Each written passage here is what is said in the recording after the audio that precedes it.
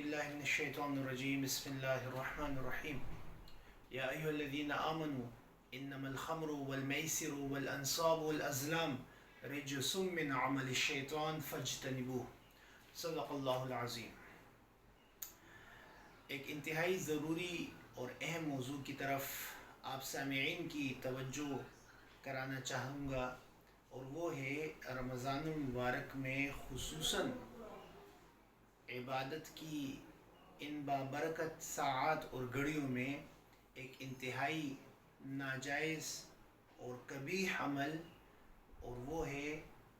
مرغیوں کے انڈے لڑانا۔ معزز سامعین، جیسے کہ آپ جانتے ہیں کہ یہ ایک عام معمول میں بات ہمارے ہاں بہت رائج ہے کہ رمضان المبارک اور عید کے موقع پر بچے خصوصاً اور بعض بڑے بھی اس میں ملوث مبتلا پائے جاتے ہیں کہ وہ انڈے لڑاتے ہیں، اور جس کا طریقہ کار یہ ہوتا ہے کہ دو بندے انڈے لڑا رہے ہیں مرغی کے، اور جس کا انڈا ٹوٹ گیا تو وہ دوسرے بندے کو وہ انڈا دے گا۔ تو شرعاً یہ ایک ناجائز اور حرام عمل ہے۔ فقہاء رحمہ اللہ کے نزدیک تابعین سے یہ تمام روایت منقول ہے کہ علامہ ابن سیرین رحمۃ اللہ علیہ مصنف ابن ابی شیبہ حدیث کی ایک معتبر کتاب ہے، اس میں یہ بات منقول ہے کہ اس وقت بچے خصوصاً وہ اخروٹ سے اس طرح کا کھیل کھیلتے تھے،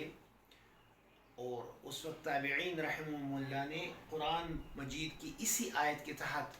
یہ حکم، یہ فتویٰ صادر کیا تھا کہ اس طرح کا کھیل یہ حرام ہے۔ اور آج بھی اس چیز کی انتہائی ضرورت ہے، کیونکہ یہاں پر صرف یہ کام ہی حرام نہیں ہے، بلکہ ہوتا پھر اس کا اثر یہ ہوتا ہے، یعنی اس کے جو ایفیکٹس ہیں، آفٹر ایفیکٹس وہ یہ ہوتے ہیں کہ یہی انڈے ہمارے گھروں میں سستے داموں ملنے کی وجہ سے، کیونکہ وہ جب دو بندے آپس میں یہ مرغی کے انڈے لڑاتے ہیں اور جو جیتنے والا ہوتا ہے اس کے پاس وافر مقدار میں جب آ جاتے ہیں تو وہ اس کو سستے داموں فروخت کر دیتا ہے، اور انسان اپنی جو فائدے مند فطرت ہے اس کا فائدہ اٹھاتے ہوئے وہ اس کو سستے داموں خرید لیتی ہے۔ تو ایسے انڈوں کا لڑانا، اس پر گیم کھیلنا، چاہے وہ شرط کے ساتھ ہو چاہے بغیر شرط کے ہو، اور اس کو فروخت کرنا، اور پھر جو فروخت کرنے والا ہو اس بندے کا اس کا استعمال کرنا، یہ سب کے سب حرام درجے میں شامل ہے۔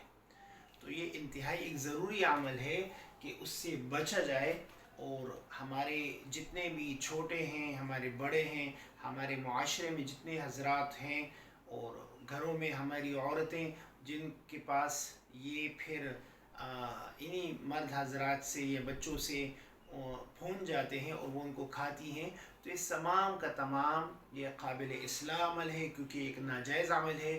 اللہ تبارک و تعالیٰ اس پر ہمیں عمل کرنے کی توفیق عطا فرمائے۔ وما علینا الا البلاغ۔ السلام علیکم ورحمۃ اللہ۔